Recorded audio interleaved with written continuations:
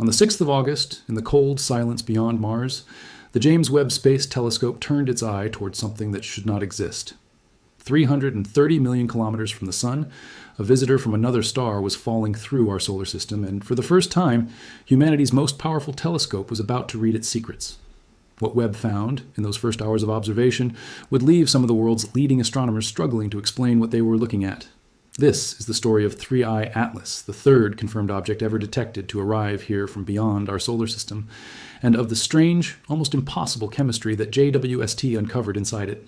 To understand why this discovery shook the scientific community, you have to understand what 3I Atlas actually is. It was first spotted on the 1st of July by a survey telescope called Atlas, built specifically to hunt for objects that could threaten Earth. But almost immediately, astronomers realized this was no ordinary asteroid or comet. Its trajectory told a different story. It was moving too fast, on a path too extreme to have originated anywhere in our solar system. It had come from somewhere else entirely, flung across interstellar space for possibly millions or even billions of years, before drifting, almost by accident, into the gravity of our Sun. Only 2 other objects like this have ever been confirmed. The first was Oumuamua, discovered in 2017, a strange elongated body that tumbled through our system and vanished before scientists could fully study it. The second was Borisov in 2019, a more comet-like visitor that behaved for the most part the way scientists expected a comet to behave. 3I Atlas was going to be different. Nobody knew it yet, but this third interstellar guest was about to challenge everything astronomers thought they understood about comets, both the ones born in our solar system and the ones born somewhere far beyond it. Oumuamua's story is worth remembering here because it set the tone for everything that followed. That first interstellar visitor was cigar-shaped or perhaps disc-shaped, depending on which model of its light curve you believed, and it accelerated slightly as it left the solar system in a way that didn't perfectly match the simplest explanations. It sparked genuine scientific papers exploring whether outgassing from hidden ices could explain the acceleration, and it also sparked wilder public speculation that refused to die down for years. The truth is, astronomers never got enough data on Oumuamua to settle the argument conclusively, and it was gone before better instruments could weigh in. That unfinished mystery left a mark on the entire field. When 3I Atlas was discovered, there was a collective, almost unspoken determination among astronomers not to let a third interstellar object slip away again without a fight. This time, there would be no shortage of telescope time, no shortage of urgency, no shortage of scientists willing to drop other projects to make sure whatever secrets this object carried did not disappear into the dark unread. As the object approached, telescope after telescope turned toward it, the Hubble space. Telescope caught early images. The Spherix Observatory added its own data. Ground-based telescopes across the world tracked its path night after night. But it was the James Webb Space Telescope with its extraordinary infrared vision that was expected to reveal what this object was truly made of. On August the 6th, Webb pointed its near-infrared spectrograph, an instrument built to break light apart into its individual wavelengths, and read the chemical fingerprints hidden inside, directly at 3I Atlas. What came back was not what anyone predicted. Every comet that passes close to a star begins to change. The heat causes frozen material on its surface to turn directly into gas, a process astronomers call outgassing. This gas and dust forms a glowing cloud around the comet's solid core known as the coma, and it grows brighter and larger the closer the comet gets to the Sun. In nearly every comet ever studied in detail, this coma is dominated by one substance above all others: water. It makes sense because water ice is the most common frozen material in most comets, whether they come from the icy outskirts of our own solar system or, as scientists assumed, from similar regions around other stars. But when Webb's spectrograph read the light coming from 3I Atlas, water was not what dominated the signal. Carbon dioxide was. The numbers stunned the researchers analyzing the data. The ratio of carbon dioxide to water in the coma of 3I Atlas came out at roughly 7.5 to 1. To put that in perspective, most comets studied throughout the history of astronomy show far more water than carbon dioxide. A ratio this extreme sits among the highest ever recorded for any comet anywhere at any time. Researchers ran the comparison against the known trend of how comets typically behave as they approach the Sun, and 3I Atlas didn't just deviate from that trend. It's at 4.5 standard deviations above it, a statistical distance so large that in most branches of science it would be treated as a near impossible outlier, something that simply should not happen by chance. And it wasn't only carbon dioxide. Webb's data revealed a complex mixture inside that glowing halo of gas. Alongside the overwhelming carbon dioxide signal, the telescope detected water, carbon monoxide, tiny grains of water ice suspended in the coma, and what researchers described as a tentative trace of carbonyl sulfide, a rare and unusual molecule not often confirmed in cometary material. The outgassing itself was not even either. It was strongest on the side of the object facing the sun, meaning something inside 3I Atlas was reacting directly to solar heating in a very specific, directional way, releasing far more gas from one face than the rest of its surface. To really grasp why a 7.5 to 1 carbon dioxide to water ratio matters, it helps to picture how a comet is built in the first place. Think of a comet's nucleus as a layered block of frozen material, packed together over millions of years in the cold outer reaches of a forming star system. Different substances freeze solid at different temperatures. Water ice can form in relatively mild or cold. Carbon monoxide needs it colder still. Carbon dioxide sits somewhere between the two, but true dominance of carbon dioxide over water at the levels Webb detected generally points toward a formation environment that stayed extremely cold for an extremely long time, likely far out in whatever disk of debris once surrounded 3I Atlas's parent star. In our own solar system, comets from the distant Oort cloud or the Kuiper belt still show water as the dominant ice, because even out there, our sun's gentle warmth over billions of years has shaped the mix. For 3I Atlas, to break that pattern, this dramatically suggests either an origin star that behaved very differently from our own sun, or a formation location even colder and more remote than anything comparable in our neighborhood.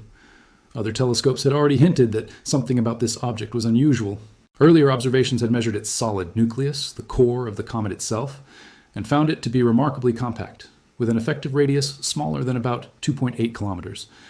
Despite this relatively small size, the object was found to be shedding a startling amount of dust, somewhere between 12 and 120 kilograms of material every single second.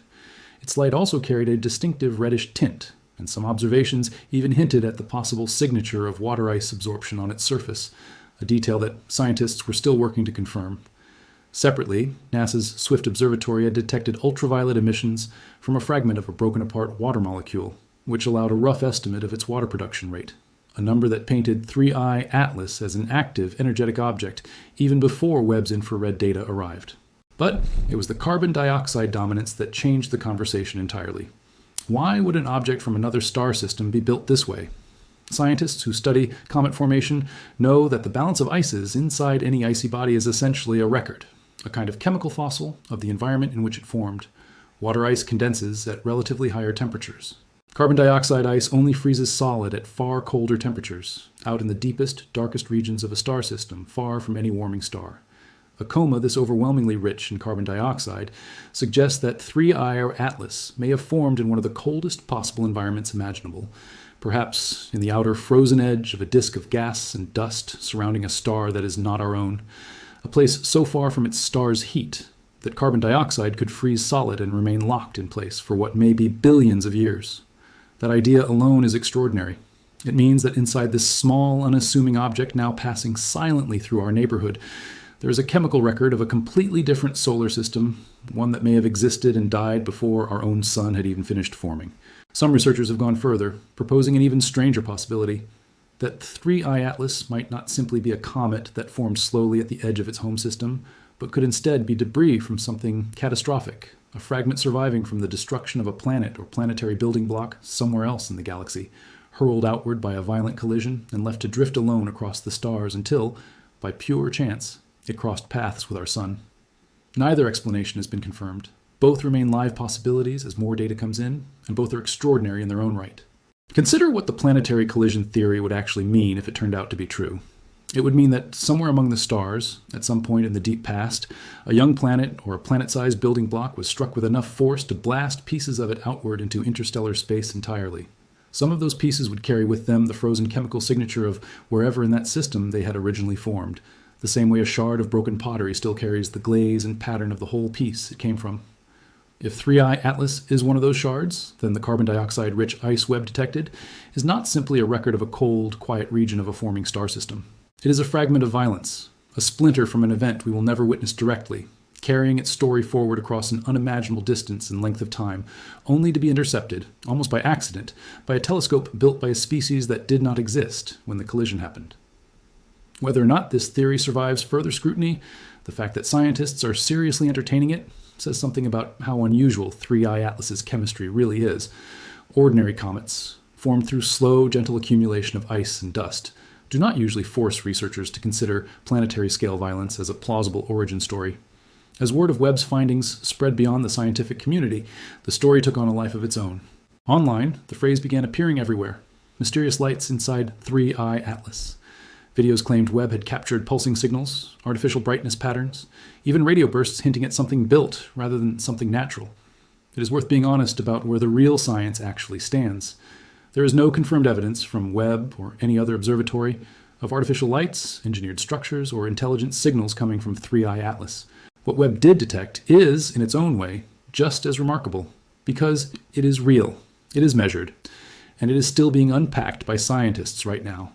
An object carrying frozen chemistry from another solar system, chemistry so extreme it barely resembles anything seen before in a comet, is not science fiction.